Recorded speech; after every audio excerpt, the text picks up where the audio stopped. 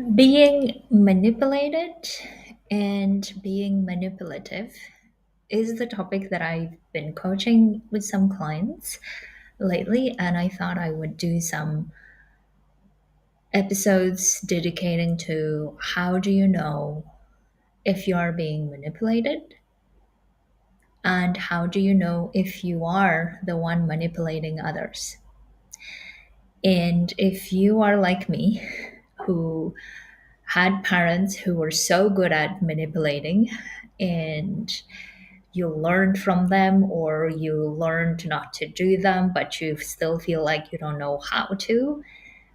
and therefore you took that to work environment and to your relationships, then this might be a good episode for you to really get the fundamental understanding of how to stop being manipulated and stop manipulating others as well without realizing it.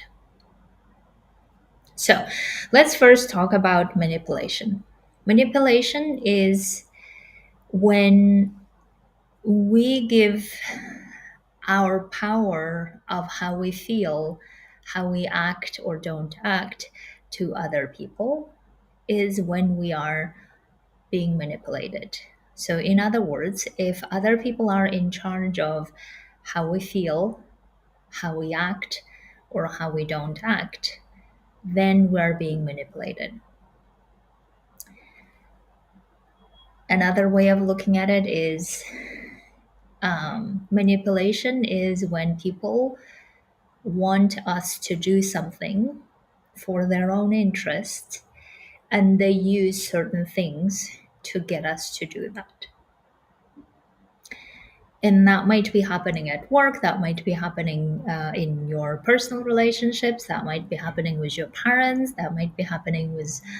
like a lot of people that you interact with, and you may not even recognize it. Now, the coaching that I've been doing recently on manipulation is were involving parents, and I had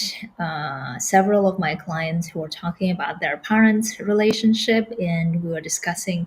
how do they know when they're being manipulated by their parents, and how do they know what to do about it. So, in other words, how not to be manipulated.